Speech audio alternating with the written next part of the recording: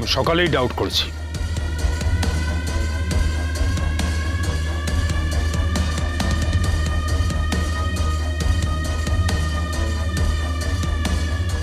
যখনই তুমি শপিং এর নাম করে বেরিয়েছো, আয়ুষ যখন আমাকে বলেছে, তখন আমি জানতাম, আমি নিশ্চিত ছিলাম যে শপিং করবার পর তুমি এখানেই আসবে, মানে তোমার এই অপদার্থ জামাইয়ের বাড়িতে তুমি আসবে। ড্যাডি, তুমি কিন্তু আমার বরকে ইনসাল্ট করছো, অপমান করছো তুমি ওকে। করবো না তো কি?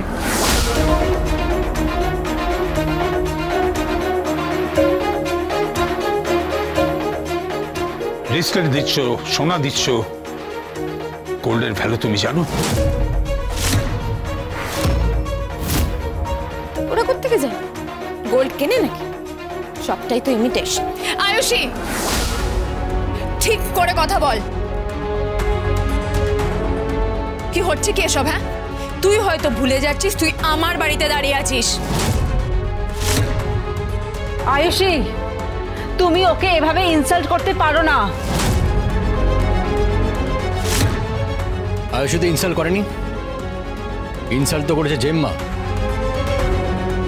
জেঠুর কথা না শুনে। কি তাই না? করেছে তো।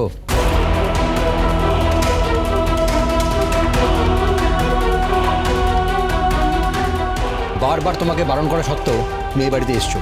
সেটুকু সেন্স থাকলে তো হয়েই যেত। তুমি এতগুলো জিনিস কেন নিয়ে এসছো? কাদের জন্য নিয়ে এসছো? বাচ্চাগুলোর জন্য? আরে ওদের যে ক্ষমতা তার মধ্যেই বাঁচুক না।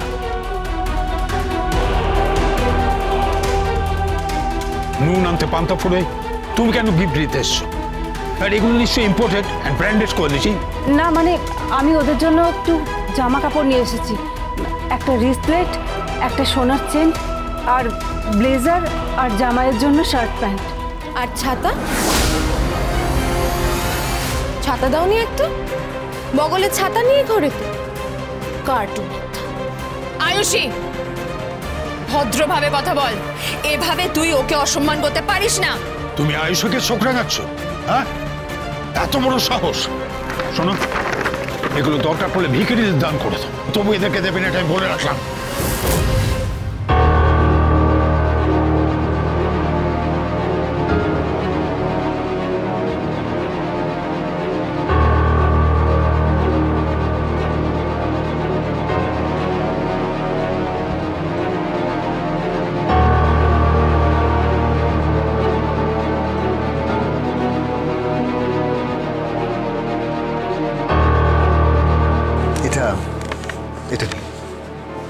বলছি, ভিখিরিদের দেওয়ার মতন মন আপনাদের নেই, আর যদি দিয়েও দেন তাহলে চারটে ছবি তুলে সেটা সোশ্যাল মিডিয়াতে আপনারা পোস্ট করে দেন। আপনাদের মতন মানুষজনকে আমি খুব ভালো করে চিনি। আপনি প্লিজ এসব উপহারগুলো নিয়ে চলে যান। আর আপনি ঠিক বলেছেন, আমরা রিফিউজি মার্কেট থেকেই কেনাকাটা করেছি।